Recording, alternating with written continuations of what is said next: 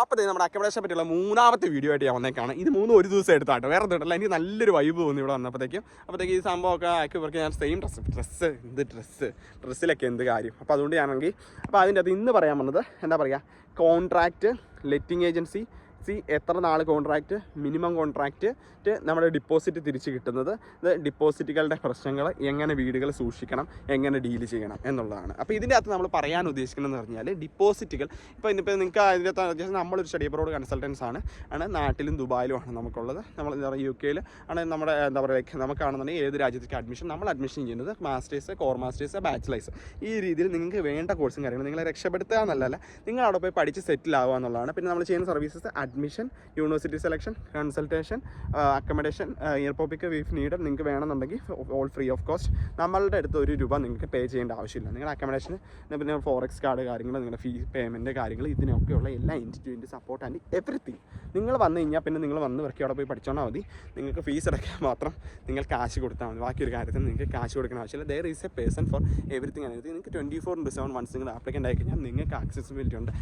നമുക്ക് എന്താ പറയുക, നമ്മൾ മൾട്ടിപ്പിൾ കൺട്രീസിൽ താമസിക്കുന്ന ആളുകളായതുകൊണ്ട് എല്ലാവർക്കും എപ്പോഴും നിങ്ങൾക്ക് മെസ്സേജ് അയച്ചാൽ ഒരു ടെൻഷനില്ല, നമുക്ക് അപ്പോൾ തന്നെ നിങ്ങൾക്ക് റിപ്ലൈ ചെയ്യാൻ പറ്റും. കാര്യങ്ങളൊക്കെ നിങ്ങൾക്ക് സോർട്ടഡ് ആയിരിക്കും. അപ്പോൾ ആ കാര്യത്തിൽ നിങ്ങൾക്ക് പേടിക്കുന്ന ആവശ്യമില്ല. അപ്പോൾ നമ്മൾ പറഞ്ഞു വന്നത് എവിടെയാണ്, അക്കോമഡേഷൻ. അതായത് അക്കോമഡേഷൻ്റെ ഇവിടുത്തെ കോൺട്രാക്ട് നാട്ടിലെ പോലെ രാവിലെ ഇറങ്ങി പോകാനൊന്നും പറഞ്ഞ് പോകാൻ പറ്റത്തില്ല. അതിൻ്റെ അകത്ത് കാര്യം എന്താണെന്ന് വെച്ച് കഴിഞ്ഞാൽ, അല്ലെങ്കിൽ നമ്മളൊരു അക്കോമഡേഷൻ്റെ അകത്ത് ഇവിടെ ചെയ്യുന്നത് വെച്ചാൽ, ഇവിടുത്തെ റെൻറ്റ് നമ്മുടെ നാട്ടിലെ പോലെയല്ല. ഇപ്പോൾ ഇവിടെ ഒരു വീടിന് 1000 to 900 to എന്താ പറയുക 3000 വരെ റെൻ്റ് ഉണ്ട്. അപ്പോൾ ഈ റെൻറ്റ് ആര് താങ്ങും? ഈ വീടുകളെല്ലാം ഒരു 6 മാസത്തേക്കാണ് കോൺട്രാക്ട് ചെയ്തത്. അപ്പോൾ 6 മാസത്തേക്ക് കോൺട്രാക്ട് ചെയ്യുമ്പോൾ നമ്മൾ ഡിപ്പോസിറ്റ് ആയിട്ടൊരു പൈസ കൊടുക്കും. പക്ഷേ ആണെന്നുണ്ടെങ്കിൽ അവർ എന്താ പറയുക, പിന്നീടാണെങ്കിൽ ഡിപ്പോസിറ്റ് ആയിട്ടൊരു പൈസ കൊടുക്കും.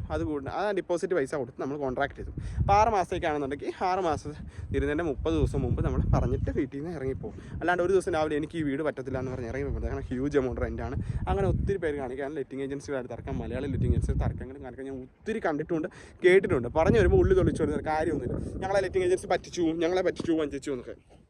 പിന്നെ മെയിൻ്റനൻസും കാര്യങ്ങളൊക്കെ ലെറ്റിംഗ് ഏജൻസികൾ തന്നെയാണ് ഇവിടെ ചെയ്യാറ് പതിവ്. പിന്നെ നമ്മുടെ ഭാഗത്ത് നിന്ന് മിസ്റ്റേക്ക് വന്നിട്ടുണ്ടെങ്കിൽ അത് നമ്മൾ പിടിക്കും. അപ്പം കോൺട്രാക്ട് ഏറ്റവും യൂണിവേഴ്സിറ്റിയൊക്കെ ആണെങ്കിൽ 6 മാസം സ്ട്രേറ്റ് പൈസ അടയ്ക്കണം. പിന്നെയുള്ളതാണ് എല്ലാവർക്കും യൂണിവേഴ്സിറ്റി അക്കോമഡേഷൻ എടുക്കാം. യൂണിവേഴ്സിറ്റികൾ 6 മാസം. പിന്നെ നിങ്ങൾക്ക് ഇവിടെ വീട് കിട്ടാത്ത, നമുക്ക് എന്തുകൊണ്ട് ഇവിടെ വീട് കിട്ടുന്നതെന്ന് വെച്ചാൽ, ഇവിടുത്തെ റൂൾ പ്രകാരം 6 മാസത്തെ സാലറി സ്റ്റേറ്റ്മെൻറ്റും കാര്യങ്ങളും ഒക്കെ ആ ഒരു അഫോർഡബിലിറ്റി ചെക്ക് അവർ ചെയ്തിട്ടാണ് വീട് കൊടുക്കണം. അപ്പോൾ ആരും കൊടുക്കാറില്ല. പിന്നെ ഉള്ളതാണ് ഈ പറയുന്നത് ലെറ്റിംഗ് ഏജൻസി, ഷെയറിംഗ് ഹൗസ്, പിള്ളേർ എടുക്കുന്നത്. അവർക്കത് പ്രശ്നമില്ലാത്തതുകൊണ്ട് അവരത് അങ്ങനെ അങ്ങ് കൊടുക്കും, അവർ റിസ്ക് എടുത്ത്. അപ്പോൾ അവർ 1 മാസത്തെ ഡിപ്പോസിറ്റ് മേടിച്ച് വയ്ക്കും, എല്ലാ മാസവും റെൻറ്റ് മേടിക്കും. അപ്പോൾ ആ രീതിയിലാണ് അവരത് ചെയ്യാറ്. അവർക്കത് റിസ്ക്കാണെന്ന് വെച്ചാൽ റിസ്ക്കാണ്. സ്റ്റിൽ അവർക്ക് പൈസ കിട്ടുന്നൊരു ഡീലായതുകൊണ്ട് ഇപ്പോൾ ലീഗൽ റെൻറ്റിനേക്കാളും കൂടുതലായിരിക്കും റെൻറ്റ് എപ്പോഴും. ഇപ്പോൾ ഒരു 1000 പൗണ്ട് കിട്ടുന്ന ഒരു സ്റ്റുഡൻറ്റ് ഹൗസ് കൊടുത്തേക്കാൻ 1500 രൂപയ്ക്കായിരിക്കും. അപ്പോൾ അത് അവർക്ക് ലാഭത്തിനും അവർക്ക് തന്നെ റിസ്ക്കും ഉണ്ട്, ലാഭമുണ്ട്. അവരത് കമ്മിറ്റഡ് ആയിരിക്കും, ലെറ്റിംഗ് ഏജൻസികളായിട്ട്. അപ്പോൾ ആ രീതിയിലാണ് വരുന്നത്. അപ്പോൾ അതിൻ്റെ കോൺട്രാക്റ്റിൻ്റെ കാര്യം എന്ന് വെച്ചാൽ, കോൺട്രാക്റ്റിൻ്റെ കേസ് എന്ന് വെച്ചാൽ പൈസ ഡിപ്പോസിറ്റിൽ നിന്ന് പൈസ പിടിക്കുക എന്ന് പറഞ്ഞാൽ, നിങ്ങളിപ്പോൾ ഒരു വീടെടുത്ത് ഇവിടെ കാർപ്പറ്റൊക്കെയാണ് വീടിൻ്റെ അകത്ത് മൊത്തം.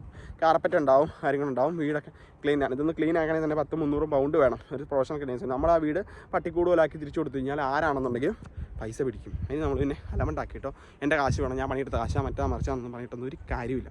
പിന്നെ കോൺട്രാക്ട് ചെയ്താൽ വീട്ടിൽ ഇറങ്ങി പോയി കഴിഞ്ഞാൽ നാട്ടുകാർ കാശ് പിടിക്കും. ഇനിയും ചിലരാണെങ്കിൽ ഒരു കംപ്ലയിൻറ്റ് കൂടെ നിങ്ങളുടെ പേര് രജിസ്റ്റർ ചെയ്യും. പിന്നീട് നിങ്ങൾക്ക് ഫ്യൂച്ചറിൽ നിങ്ങൾ അടിച്ച ഒരു ക്രെഡിറ്റ് ഇതിൻ്റെ കാര്യങ്ങളെല്ലാം ബാധിക്കും. എനിക്ക് പ്രശ്നം. അപ്പോൾ എപ്പോഴും നിങ്ങൾ വീട് എടുക്കും, 6 മാസം ഒരു വീട് എടുക്കുന്നതിന് മുമ്പ് നോക്കിയിട്ട് എടുക്കുക, അല്ലെങ്കിൽ അതിന് എക്സ്പേർട്ട് ഒപ്പീനിയൻ എടുക്കുക. അപ്പോൾ നിങ്ങൾ ആരും അക്കോമഡേഷന് വേണ്ടി എനിക്ക് മെസ്സേജ് അയക്കരുത്.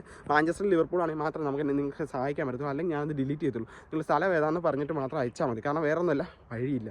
കാരണം വെച്ചാൽ ഇപ്പോൾ ഒരു 1000 പേര് വീഡിയോ ഉണ്ട്, ഞാൻ 700 പേര് നമുക്ക് മെസ്സേജ് ചെയ്യാൻ നമ്മൾ എന്ത് ചെയ്യാൻ പറ്റും? നമ്മുടെ സ്റ്റുഡൻസ്, നിങ്ങൾ നമ്മുടെ അടുത്ത് അഡ്മിഷൻ എടുത്തിട്ടുണ്ടോ, ഒന്നും പേടിക്കാൻ ആവശ്യമില്ല.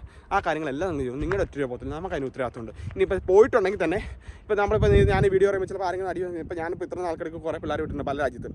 യുവമാരെ ഒരു ദിവസം ചെല്ലുന്നു, പിറ്റേ ദിവസം രാവിലെ അവിടെ നിന്ന് ഇറങ്ങിപ്പോയി കഴിഞ്ഞ് കഴിഞ്ഞാൽ നമുക്കൊന്നും ചെയ്യാൻ പറ്റത്തില്ല. മനസ്സിലായോ? ആ ചേട്ടാ കുറച്ച് കഴിയുമ്പോഴത്തേക്കും എൻ്റെ ഡിപ്പോസിറ്റ് കിട്ടിയില്ലായിരുന്നു കേട്ടോ എന്ന് പറഞ്ഞു 3 മാസം കഴിയുമ്പോഴേക്കും നീ വീഡിയോ മാറിപ്പോയാലും നമ്മളോട് പറഞ്ഞിട്ടില്ല.